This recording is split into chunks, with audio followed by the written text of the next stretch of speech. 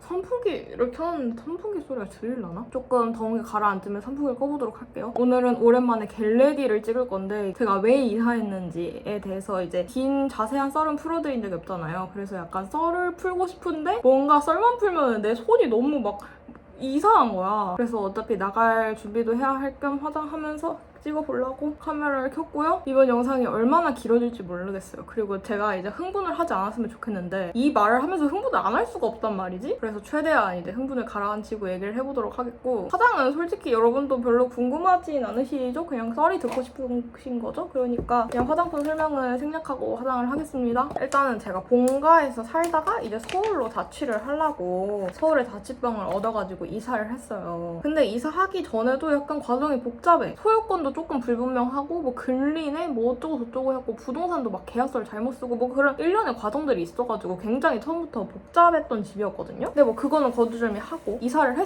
했는데 제가 처음에 들어가가지고 막 청소를 할 거 아니에요. 화장실 청소를 하는데 변기 물을 내렸더니 그 변기 실리콘 있잖아요. 밑에 그 틈새로 물이 이렇게 쭉 새는 걸 내가 발견을 한 거야. 그래가지고 그날 이제 주인도 어차피 봐야 되니까 주인한테 얘기를 했어요. 아까 청소하다 발견을 했는데 저기 변기에 물이 샌다. 그거는 고쳐주셔야 될 것 같다. 해가지고 그날 이사한 당일날 그 주인이랑 빌라 전체에 하자 보수 같은 거를 공사하는 분이 계시더라고요. 그분이랑 같이 우리 집에 왔어. 그래가지고 이렇게 변기를 보더니 뭐 실리콘만 다시 쏘면 될 것 같대요. 그래갖고 오케이 하고서는 이제 실리콘을 쏘고 가셨어요. 근데 그 다음날 변기를 써보니까 달라진 게 하나도 없는 거야. 실리콘을 쐈는데. 그래가지고 제가 또 그 집주인한테 말을 했어요. 어제 그거 했는데 똑같이 물이 샌다. 다시 한번 보셔야 될 것 같은데요? 그렇게 얘기를 했더니 그 공사하시는 분이 또 왔어요. 우리 집에 와가지고 보더니 변기를 뜯어야 될 것 같대. 그래갖고 변기를 뜯었어요. 그날 완전히 대공사를 한 거죠. 그 집이 지어진 지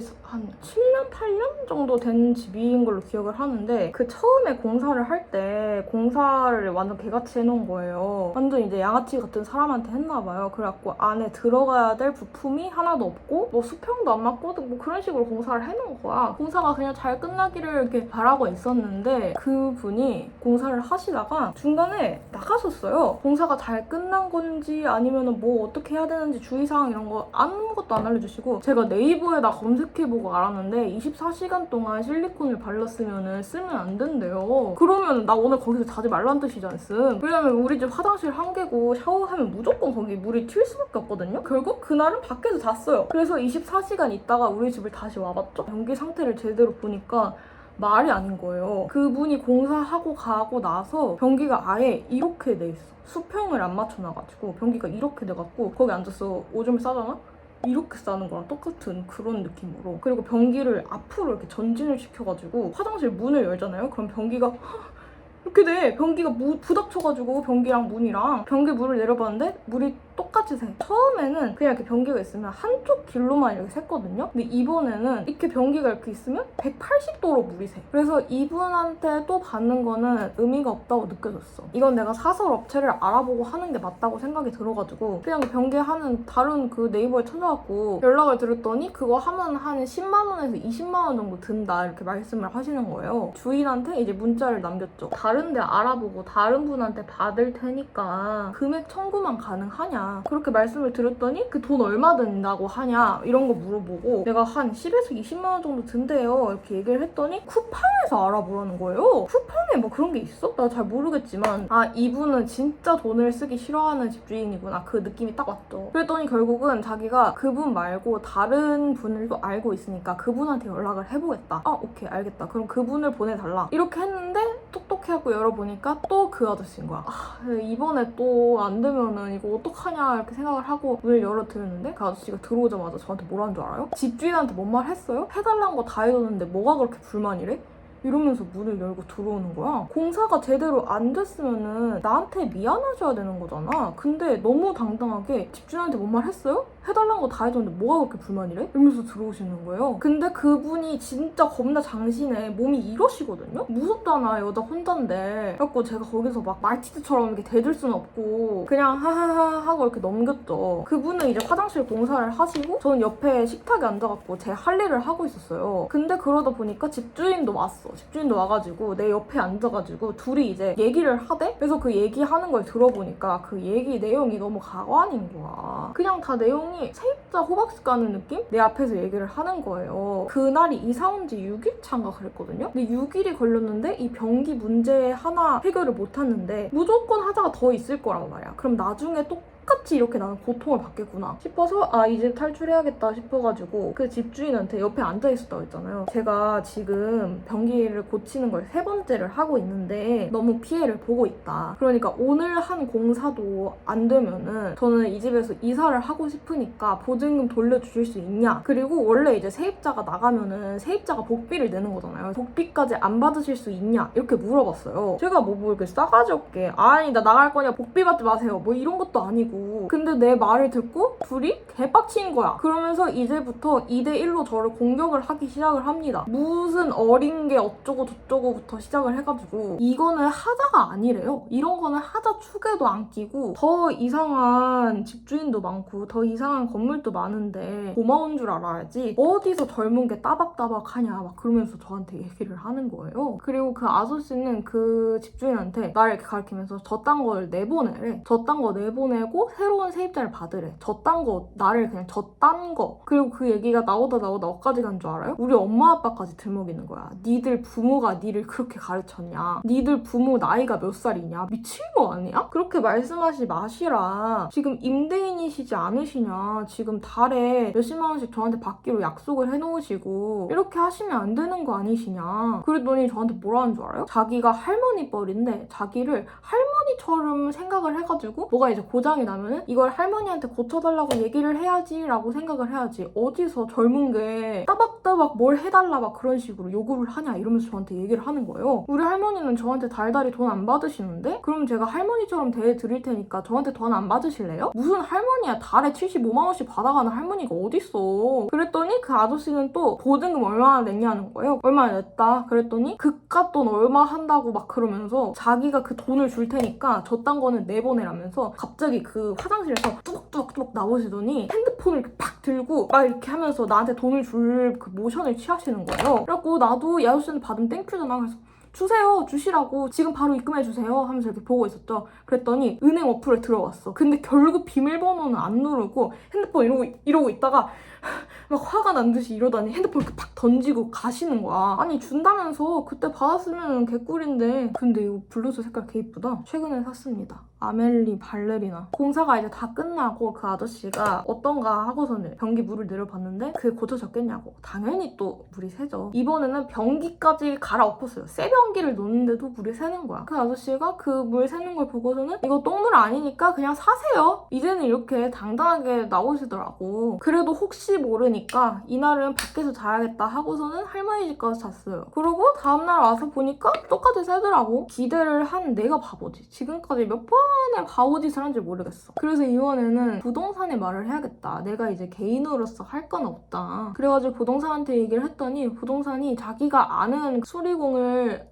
불러가지고 우리 집에 이제 보내주신 거예요. 그래서 그분이 보시더니 이거는 아예 그 전에 했던 공사가 잘못됐다. 그러니까 그 아저씨가 한 게 잘못됐다. 그러니까 자기가 해주겠다 하고서는 예약을 잡고 가셨어요. 그러니까 나는 이제 이분이 해주시면 되겠다. 그리고 당연히 그 집주인도 그걸 오케이 할 거라고 생각을 했지. 왜냐면 3번이나 했는데 이번에도 안 됐잖아. 그리고 이제 외출을 하려고 집 밖에 나갔는데 1층에서 그 주인 할머니를 자만추를 한 거야. 여기서부터 이제 큰 일들이 발생을 하거든요. 지금까지는 뭐 아무것도 아니었어. 나는 그 할머니에 대한 감정이 안 좋기 때문에 그냥 무시하고 가려고 그냥 못 본 척하고 가려고 이렇게 가려고 하는데 저랑 남자친구를 이렇게 불러 세우더라고요. 그러더니 변기가 또 샌다며 이러는 거예요. 그래갖고 새는데 아까 아침에 부동산 분이 오셔서 봤다. 그리고 새로운 수리하시는 분이 해주시겠다고 했다. 그랬더니 그 할머니가 나는 그 새로운 사람한테 돈을 줄 생각이 없고 나는 또 그 아저씨를 부를 거야. 이렇게 얘기를 하는 거예요. 그러면 그러면서 나는 이미 그 아저씨한테 돈을 줘버렸기 때문에 3번이고 4번이고 5번이고 그 아저씨한테 AS를 맡길 거야 라고 저희한테 얘기를 하는 거예요. 그러니까 그 할머니 입장에서는 그 아저씨한테 전체 그 빌라 관리하라고 돈을 줬는데 이중으로 또 돈이 나가게 생겼으니까 그게 싫어가지고 저희한테 그렇게 얘기를 하는 거죠. 그분이 계속 오셔가지고 공사가 계속 안 되면은 저는 계속 화장실을 못 쓰고 여기서 잠도 못 잔다. 그거는 어떻게 하실 건데요? 그랬더니 그건 자기 알바가 아니래. 그래갖고 그걸로 또 그 집 앞에서 겁나 싸웠어요, 집주인이랑. 그러더니 집주인이 갑자기 핸드폰을 이렇게 딱 들더니 그 아저씨 있죠, 그 수리공한테 전화를 해가지고 너네가 당신을 못 믿는다고 얘기를 해야겠다고 하는 거예요, 갑자기. 이게 정상적인 사람의 생각으로는 이해가 안 가잖아. 아니 지금 그분을 왜 전화를 하냐. 그분이랑 지금 저랑 싸움 붙이는 꼴밖에 더 되냐. 여기 여자 혼자 사는 집이고 그분도 제가 어디 사는지 다 아는데 만약에 그분이 저한테 앙심 품어가지고 찾아오시면은 할머니가 책임지실 거예요? 난 무섭다, 전화하지 마시라. 그랬더니 그럴 사람이 아니고 그런 말 같지 않은 소리를 하지 말라는 거야. 그러더니 실제로 그 아저씨한테 전화를 해가지고 몇 호 아가씨가 당신이 실력이 없어가지고 당신을 못 믿겠대 이렇게 말을 한 거예요. 나 진짜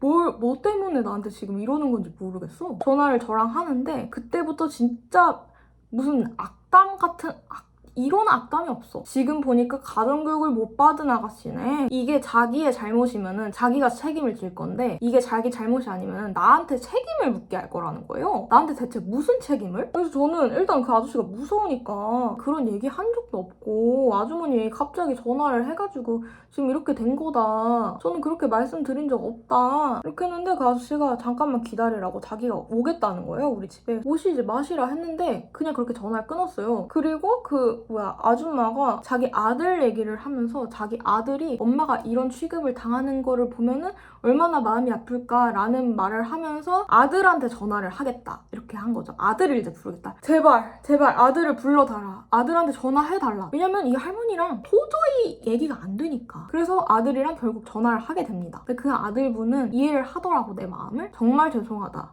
라고 이렇게 사과를 하시면서 우리 엄마가 이런 감수성이 없어서 그런 거니까 한 번만 이해를 해주시고 알겠고 저는 원래는 이제 다른 분이 공사를 해주신다고 하시면은 이 집에 계속 살 생각이었는데 아까 그 공사 인부한테도 전화를 해가지고 어머님이 싸움을 붙이셨다. 이런 상황에서 난 이 집에 더 이상 무서워서 못 살겠다 이렇게 얘기를 했더니 그러면은 자기가 엄마를 설득을 해가지고 이사 비용까지 주고 보증금 주고 빨리 나갈 수 있도록 해드릴 테니까 조금만 기다리시라 이렇게 얘기를 하는 거예요. 아들이랑 엄마랑 둘이 얘기를 하는데 아들이 엄마 지금 요즘에 어떤 세상인데 지금 빨리 이사비 주고 내보내라. 내가 나가라고 한 것도 아닌데 내가 이사비를 왜 주냐고. 절대 못 줘. 그러면서 막 아들이랑 둘이 싸우는 거예요.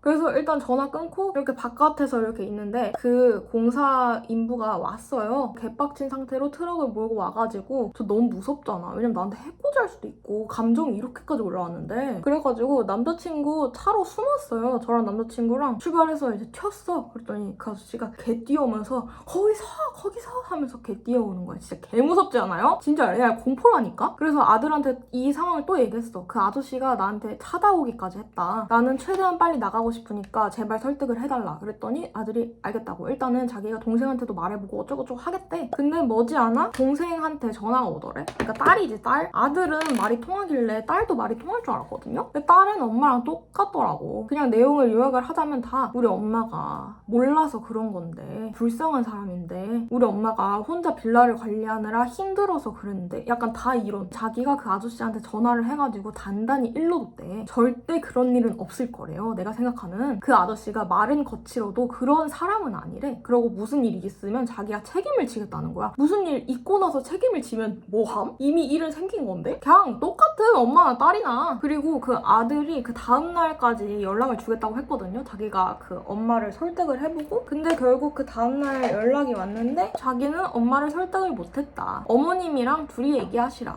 이렇게 된 거예요. 뭐 책임지고 싶지 않다 이거지. 그래서 진짜 개 같지만 그 할머니랑 또 저랑 계속 얘기를 하게 됩니다. 이번에는 저 할머니가 내가 어려가지고 날 저렇게 만만하게 봐고 저러나 싶어서 우리 엄마랑 통화를 하게 돼요. 우리 엄마랑 그 할머니랑 통화를 했는데도 답이 없어. 그 할머니는 처음에는 나는 보증금도 못 준다. 네가 다음 세입자를 찾아가지고 그 세입자한테 받아내라. 이렇게 나왔거든요. 보증금을 주셔야지. 제가 이사비는 어떻게든 받아야 되는 게 맞지만 안 받을 테니까 보증금은 확실히 쳐서 주시라. 그랬더니 그걸 딱 듣고 그래 너가 이사비 안 받는다고 했지? 그럼 내가 보증을 줄 테니까 그러니까 너 이사비 절대 받지 말고 나가. 이렇게 돼버린 거야. 근데 심지어 거기다가 그 집주인이 얼마나 염치가 없냐면 본인도 세입자를 구해야 될 거 아니에요. 다음 세입자를. 그러니까 나 편의를 신경 써주는 척을 하면서 아가씨도 다음 집 구하려면 시간이 조금 걸리잖아. 몇 월 며칠까지는 여기서 살아.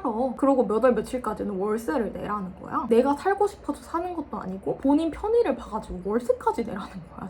진짜 이런 악덕 중에 악덕이 어딨어? 그러고서는 자기 힘든 얘기를 막 해. 자기도 나를 이해를 해줄 테니까 나도 본인을 이해를 해달래. 아니 그럼 도대체 할머님은 저 뭐를 이해해 주셨죠? 했더니 아무 말도 못해. 왜냐면 본인은 날 이해해 준 게 단 하나도 없거든. 그냥 이렇게 몇 시간을 대화를 했어요. 몇 시간을 대화를 해도 제자리 그냥 벽에다가 대고 말을 하는 것 같아. 찾아보니까 고소하라는 거예요. 그래서 나 고소하려고 진짜로. 아니 뭐 이사 그까이 거 그냥 하면 되는 거고 돈도 그래 많이 날리겠지. 많이 날렸지만 사실 그 돈 없다고 죽는 건 또 아니잖아요. 그래서 그런 마음으로 그냥 이사를 할 수도 있어. 근데 너무 괘씸하잖아. 근데 이게 찾아보면 찾아볼수록 내가 너무 힘든 거야. 하루 종일 이 생각을 하고 열불이 났다가 식었다가 또 열불이 났다가 식었다가 이거를 계속 되풀이를 하다 보니까 내가 미칠 것 같은 거예요. 그래서 저는 이사를 가기로 했잖아요. 그러니까 이 집주인은 빨리 새로운 세입자를 구해야 되는 거야. 그래야지 이 월세 내는 그 기간이 짧아질 거 아니에요. 그러니까 이제 저한테 이제 부동산에서 오면은 집을 잘 보여달라. 진짜 보통 아닌 할머니야. 그리고 또 레전드로 뻔뻔하신 게 이제 그 할머니도 그 아저씨한테 더 이상 수리를 받다가는 새로운 세입자를 못 드리겠다는 판단이 쓰잖아요. 그러니까 다른 분을 부른 거예요. 내가 그렇게 다른 분한테 받게 해달라고 할 때는 절대 안 불러주더니만 그러고서는 제가 집에 없는 시간에 그 새로운 분이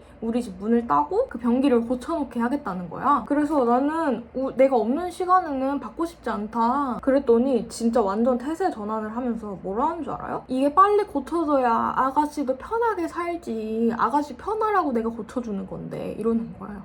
나가겠다고 한 마당에. 아니 말씀을 바로 하시라고. 그게 아니라 새로운 세입자 때문에 그러시는 거잖아요. 그렇게 얘기를 하면 또 아무 말 못해. 당연히 못하지. 할 말이 없는데. 그래서 결국 다른 아저씨들이 오셔가지고 고치셨거든요. 그 변기를. 그 아저씨들 30분 만에 고치시더라. 그러면서 처음에 그 변기 보자마자 아휴 막 이렇게 한숨을 쉬시더니 자기가 눈을 감고 고쳐도 이거보단 잘 고치겠다는 거야. 그 공사가 잘못된 거 맞죠? 그랬더니 맞다고. 많이 힘드셨죠? 저희가 잘 고쳐놓고 가겠다고. 그분들은 아주 양반이시대. 근데 그 저랑 트러블이 있었던 그 아저씨랑 같은 이제 뭐 회사인지 뭔지 모르겠지만 그런 건가 봐. 그래가지고 그 아저씨가 그걸 보러 온 거예요. 나한텐 그렇게 막 인신공격을 하시더니 그 아저씨들 앞에서는 찍소리 못하고 핑계를 막 대시는 거야. 뭐 변기가 크기가 어쩌고 저쩌고 그래가지고 뭐 이랬다 막 이러면서 내가 바로 앞에 눈 이렇게 똑바로 뜨고 있는데 그렇게는 하면 안 되는 거 아닌가? 그래서 결국 그 집에서 나왔고요. 보증금은 잘 받았습니다만 그 날짜까지 월세 성실하게 1월 계산해서 납부를 했고요. 결국 이 기나긴 썰은 끝이고요. 여러분이 원하시는 사이다 결말 같은 건 없고 이게 너무 부정적인 내용이잖아요. 나만 화나는 게 아니라 이렇게 보면은 여러분도 화날 수도 있고 아니면 나랑 생각이 다른 사람들도 존재할 수 있고 그래서 유튜브에서 이 얘기를 해야 되나 말아야 되나 이렇게 고민을 많이 했단 말이죠. 근데 저랑 비슷하게 이렇게 억울한 일을 당한 사람들이 많을 거 아니야. 그리고 뭐 보상이고 뭐식이고 못 받고 포기하고 그런 사람들도 많을 테고 그래서 그런 사람들한테 나도 당했다. 여러분들이 뭐 이렇게 잘못해가지고 그렇게 된 게 아니다. 이런 거 말씀해 드리고 싶었고 저도 딱 그 일을 당하고 그 시기에는 진짜 너무 힘들었거든요. 내가 현생도 살아야 되잖아. 이거에만 목매고 있을 수 없잖아요. 근데 너무 억울하고 화나고 어쨌든